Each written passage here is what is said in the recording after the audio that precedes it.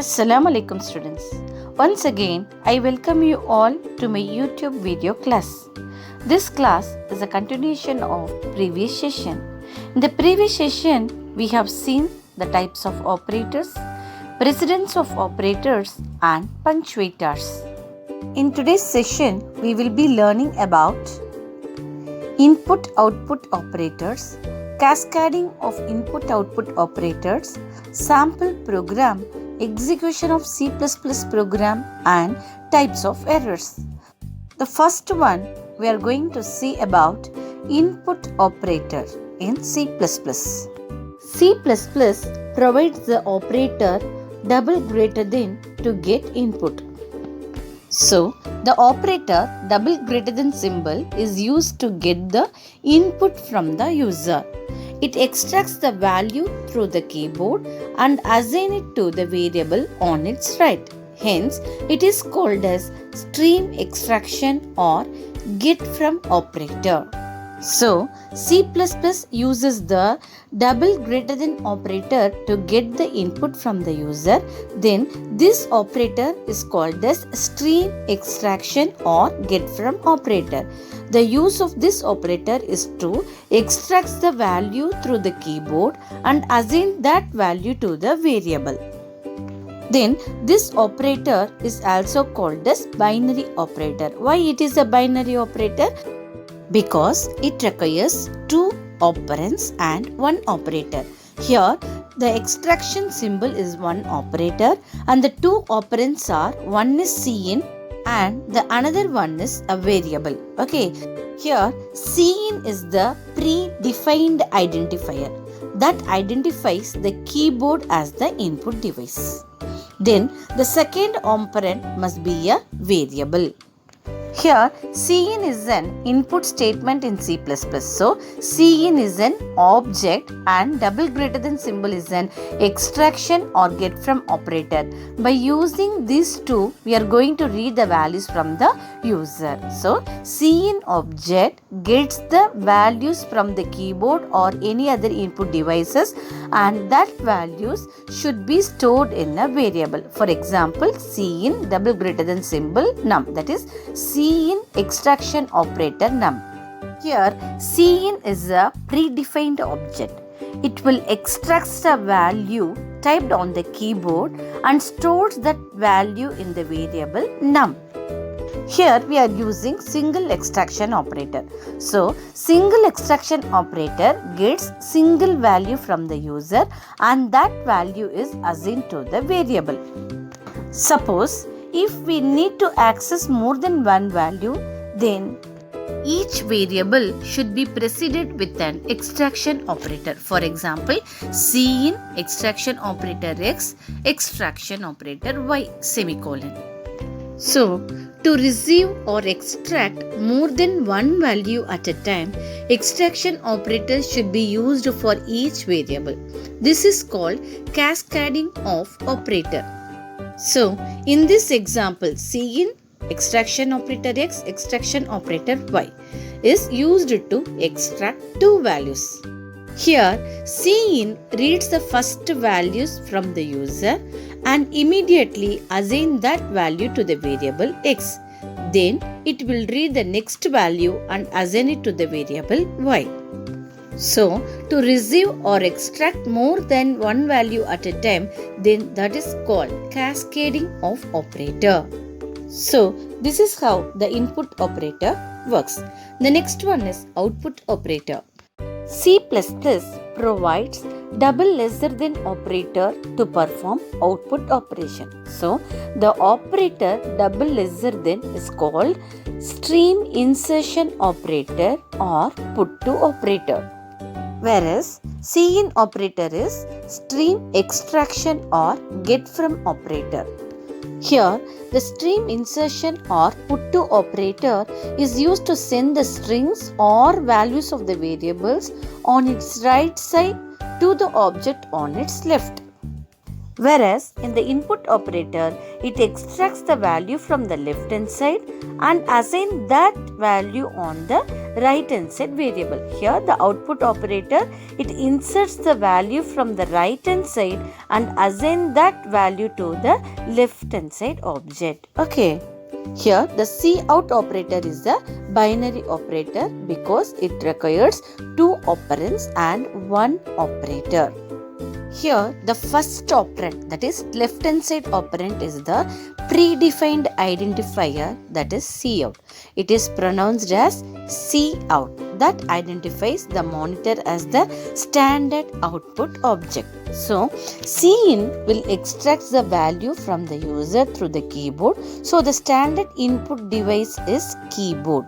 Whereas in the cout will insert the value to the monitor. So the standard output device of cout is monitor. So it just displays the output on the screen. Then the second operand, it may be a constant, variable or an expression. Okay, the second operand may be a constant, it may be a variable or it may be an expression. So the work of cout statement is it just insert the value from the variable to the cout object and the cout object sends that value to the monitor here. So the example is cout insertion operator within double quotes welcome semicolon. Here welcome is not a variable, it is a string. String means a group of characters which is enclosed within double quotes. So the right hand side string will send to the left hand side cout object. Then the cout object sends that strings to the monitor.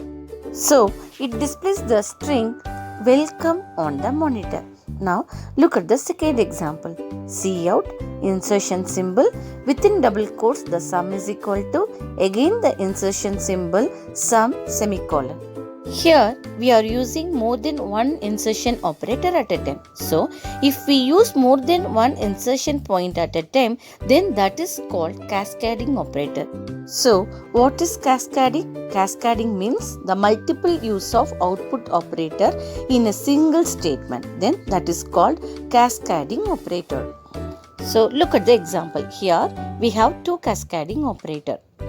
Cout insertion symbol within double quotes the sum is equal to insertion symbol sum semicolon. Here whatever we have given within double quotes that will be printed as such except escape sequences like backslash n, backslash t, etc. Here within double quotes the sum is equal to is given. So this string will first send to the cout object. So the sum is equal to will display on the screen first. Then the value of sum is sent to the monitor. So whatever is on the right hand side will send to the cout object. Then the cout object will send to the monitor. Do you understand this? Next one is cascading of input or output operators. The multiple use of input and output operators such as extraction operator and insertion operator in a single statement is known as cascading of input or output operators. So, if we use extraction or insertion symbol more than one time in a single statement, then that is called as the cascading of input-output operators. For example, cascading cout. Integer num is equal to 20. Here integer is a data type, we will learn later. Num is a variable. The value assigned to the variable is 20. So what is the value of num here? 20. So this statement should be terminated with semicolon. Then the next statement is cout. Cout means it's going to print something. Okay. So cout insertion symbol within double quotes a is equal to. So whatever we have given within double quotes, this will be printed on the screen as such. Again we are using insertion symbol, then num semicolon. Here num is a variable. Here we have two cascading operators. First, cout sends the string a is equal to the screen and then sends the value of the variable num. So what is the value of the variable num? 20. So we got a is equal to 20 as the output here. Now let's see cascading Cin example. Cout insertion operator within double quotes enter two numbers semicolon. Here instead of insertion symbol they have given extraction symbol, change it. Okay, then the second statement is Cin extraction A extraction B semicolon. Here we are cascading extraction operator. Okay, so if we use more than one variable we have to cascading the operator. So if we need to read more than one values at a time we have to use cascading operator. Okay, now let's see the output of this statement. So the first statement is Cout. So whatever we have given within double quotes it will be printed as such. Here the string is enter two numbers colon. So this will be printed as such. Then the next statement is Cin. Cin statement will read the values from the user. Here we are using two variables, so the user has to give two values. Okay, so the first value is 5, so the value 5 is assigned to the variable A. Then the second value is 6, so the value 6 will be assigned to the variable B. So this is how we have to use the cascading operators. Next one is sample C++ program. Now let's see how to write a simple C++ program. Look at this program. /C++ program to print a string. Here / is an operator. What is the name of this operator? Yes, comment operator. How many comment operators we have?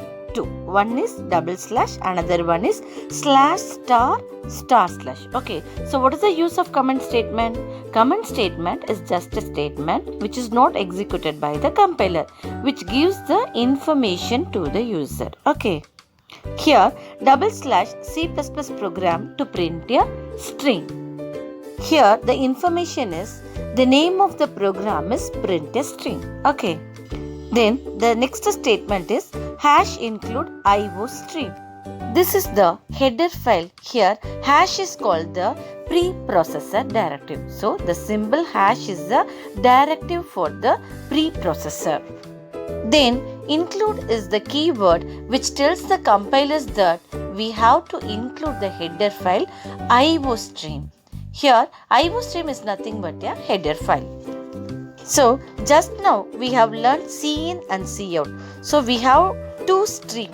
One is iStream and the another one is oStream. So all the inputs are stored in iStream. Similarly, all the outputs are stored in oStream. So iostream means both input and output. So #include iostream is a preprocessor directive that instructs the compiler to include the header file iostream. In order to use Cin or Cout objects, one has to include iostream in the program. So all the C++ program should start with this header files. Otherwise, we cannot use the input-output statement. Why? Because iostream header file contains the definition of its Cin and Cout. If you fail to include iostream in your program, an error message will occur on Cin and Cout. And we will not be able to get any input or send any output. Next statement is using namespace std. The line using namespace std tells the compiler to use standard namespace. What is the meaning of namespace? Namespace means it collects identifiers used for class, objects and variables. So already we have learnt about identifiers, right? What is an identifier? Identifier is the name given to the classes, objects and variables. So namespace will collect all this. Why? To avoid the conflicts. Conflicts is nothing but confusions or problems. So in program we will use more variables, classes and objects. Here the namespaces provide a method of preventing name conflicts in large projects. It is a new concept introduced by the ANSI C++ Standards Committee. So these two statements, which two statements? Hash include IO stream, then using namespace std semicolon. These two statements should be written for all C++ programs. So all C++ program should begins with hash include IO stream dot h. Then we have to use a statement called using namespace std. Then the next one is int main of. C++ program is a collection of functions. Every C++ program must have a main function. So the main of function is the starting point where all C++ program begin their execution. So all the executable statement should be inside the main of function. Okay, so the statements between the curly braces are called executable statement. Here we can give any number of statements. The compiler will execute it except command statement. Okay, so the number of executable statement within the curly braces are called as a block of code. Here we have two statements inside the curly braces. First statement is cout statement. The second statement is return statement. Here, cout simply sends the string constant welcome to programming in C++ to the screen. So already we have learned that whatever we have given inside the double quotes, it will be printed as such. Okay, so our output is welcome to programming in C++.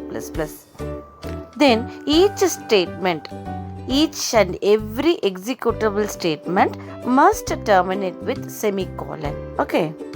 Then the next one we are going to see is execution of C++ program. So first we have seen sample program. Now we are going to see how the C++ program is going to be executed. First we have to write a source code. What is the source code? The code which is written using a C++ statement is called a source code. So, the program written by the user using any high-level language is called source code. As we all know that the user knows only high-level language, that is English language. So, all the programming languages are high-level language. The code which is written using a C++ statement is called source code. Then, this will be understandable only by the human being. After that, it will be converted into binary language. Once the program has been written, we have to save the source code with the extension .cpp. After that, we have to compile the program. What is the meaning of compilation? Compilation or compiling is nothing but translating the program. So, the human being understand only the high level language program, but computer knows only machine level language, that is the binary language. So, to convert high level language to machine language, we need a translator. Here, compiler is a translator to convert our source code into binary code. In compilation, compiler links the library files with the source code and verifies each and every line of code. If any mistakes or error is found, it will throw error message. If there are no errors, it translates the source code into machine readable object file with the extension .obj. So, first we have to create a program. Then we have to save a program with the extension .cpp. Then we have to compile our program. Then only we will get our desired output here. Okay. Then the last step is execution. This is the final step of a C++ program. If there is no error in the program, we can start execute the program. In this stage, the object file becomes an executable file with the extension .exe. Once the program becomes an executable file, the program has been independent existence. This means you can run your application without the help of any compiler. Okay. So, after executing a program in C++, usually 3 files will be created. One is source file, that is with the extension .cpp. Then the second one is after compilation, the entire source code is translating into machine readable object file with the extension .obj. Then the last one is after executing the program, we will get the output, right? So that time our program will stored in .exe file. So three files will be created. One is source code with the extension .cpp. The second one is object code with the extension .obj. This will be created after compilation. Then the last one is execution code. So with the extension .exe file. This will be created after executing the program. So for creating and executing a C++ program, we must follow these 4 steps. I hope you understood this concept, right? Next one is working with Dev C++. Dev C++ is a compiler to create C++ program. So, to create a C++ program, first you have to double click Dev C++ icon available on the desktop. Then Dev C++ IDE appears on the screen. Here IDE is an integrated development environment. So it will be appeared like this. To create a source file, first we have to click File New Source File, or we have to press Ctrl+N shortcut key. Now the new screen will appear like this. Type your C++ program. After typing the C++ program, you have to save the file by clicking File Save or press the shortcut key as Ctrl+S. Save dialog box will appear on the screen. Now you have to save your file. Automatically .cpp will be added by default at the end of your source code file. No need to type .cpp along with your file name. Then after save your file, click execute, compile and run, or you have to press F11 key. If your program contains any error, it displays the error message under compile log. This is the compile log. If your program contains any error, it displays the error message here. If your program is without any error, then the message will be appear like this. There is no error, so error 0, warning 0. Like this message will appear on the screen. After successful compilation, output will appear in the output console. Okay. This is the working principle of Dev C++. Next one is types of errors. What is meant by error? Error is nothing but mistakes. So, in C++, we have 3 types of errors: syntax error, semantic error, and runtime error. Now, let's see the first one, syntax error. Syntax is a set of grammatical rules to construct a program. Every programming language has unique rules for constructing the source code. So, syntax error occur when grammatical rules of C++ are violated. So, syntax error is nothing but grammar mistakes.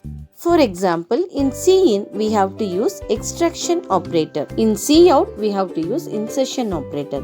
Then each and every statement should terminate with semicolon. If we use variable name in capital letter, then we have to use the same in all the places, because C++ is a case sensitive language. Like this, we have lot of grammatical rules. Once we violate this, then C++ will throw an error. Then this type of error is called syntax error. For example, cout within double quotes, welcome to programming in C++.